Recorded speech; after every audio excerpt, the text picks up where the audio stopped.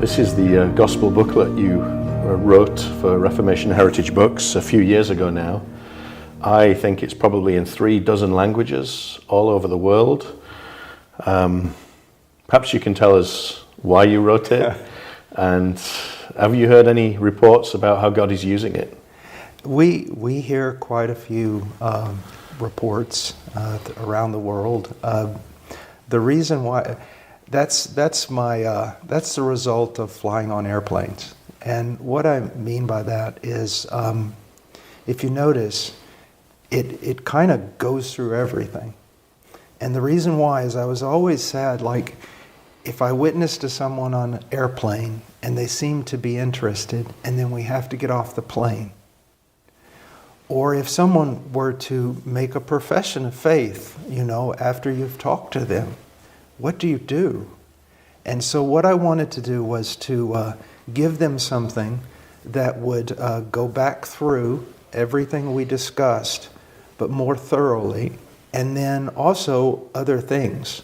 So there's who is God, because that's where it all starts, the nature of God. What is man? You have to know those two things. What has God done? The divine dilemma of God being able to satisfy his own justice and show mercy to the wicked. Then going on about the resurrection. Why is it absolutely essential? And then from there to actually say you must believe. What does it mean to believe? And then how can you know that you believe? And repentance. What does it mean to repent? And how can you know that you actually have? And then give them certain biblical principles on assurance, that they might grow in their assurance. And then something like, what should you do now? Like reading the Bible and prayer and fellowship and being a part of a biblical local church. And then a few things about what is a biblical local church. If you were to go somewhere, what would you be looking for? And it was kind of like, if I only had one chance with a person and could never talk to them again, I wanted something I could hand them. And that's how that book came about. It seems every few weeks I get a new version. Some look similar to this with a different language on the front, from Nepal or other countries like that, and people using it all over the world. I've seen evening news stories on New Zealand TV about this booklet being dropped into cults and people reading it and coming to the true gospel. I've heard about that, yes. So we've seen people, churches using this by the hundreds. It's been such an encouragement to hear God using this message. And I also hear that even in Brazil right now, they're giving hundreds of thousands of these away and spreading the gospel around certain cities there. Yeah. So it's so encouraging to see how something just a few years later can have blossomed. I think we're in like our 12th print run now. Yeah. So I encourage you to be encouraged and other people to use this. Just for the sake of other ministers and other preachers and writers, if you'll notice, there's really nothing flamboyant or eloquent there. It's just explaining, using Scripture, the things that a person needs to know, the essentials in order to know Christ savingly and then to go on with Him. Mm-hmm. And so it's definitely not about eloquence. It's just put those Scriptures in front of people in a way they can understand them. Yeah, this is jam-packed with Scriptures, and it can be a quick read with somebody, or I've had people use this for weeks on end, slowly going through every reference as well. So what are those essential elements of the gospel that we must get right? Oh, well, first of all, people always say sin is the problem. Sin is the number one problem. And that's really not true. You have to go deeper.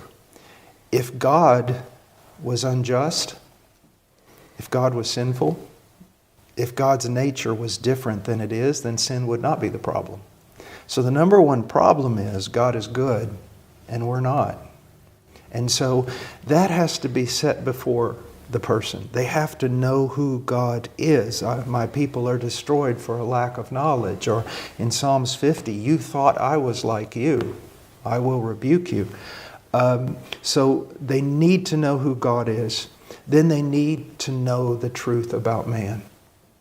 You know, people will get so angry when you begin to expound the biblical view of man, but it's nonsensical. In the same way that someone shouldn't get angry when the faithful doctor says you have cancer, it's terminal, but we can do this.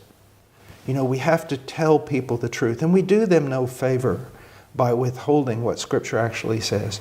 But then we don't leave them there. We don't want a repentance unto death. We want a repentance unto life, and we show them Christ. Look what God has done. Look what He's done. Look at the power of this. These were the things that were necessary to accomplish. This last Adam accomplished them all. Now, what must you do? You know, destroy the idea that salvation is by works. I mean, just destroy it. And that's why it's so important to talk about the sinfulness of men, so that they come to the end of themselves, so that the only place they can look is up. And then show them not only that God can save, God's willingness to save. God's willingness to save. Oh, His willingness to save is so, it's infinite. And then, you know, what must you do? You know, we use terminology a lot of times. So when we talk about the essentials of the gospel, it's repentance and faith. You can't leave somebody there. Both those words mean nothing unless they have a biblical definition and they're biblically illustrated. So that's important.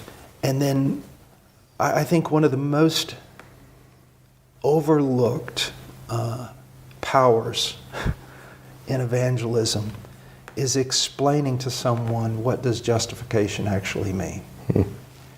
It's not just, okay, your slate is wiped clean. It is, you have been clothed in the righteousness of Christ. You are now, what could we say? You're imprisoned in the love of God, and there's no way to escape. Now go on, walk with Him from glory to glory. Those are some of the essentials. So I encourage you, perhaps buy a pack of 10. It's really cheap, very inexpensive, but not the message. It's the most valuable thing we could give to anybody. Have them in your car or your bag, ready to give out, or in your church. Buy hundreds, give them out in your locality. God is using this. We can testify to that. So thank you so much. God bless.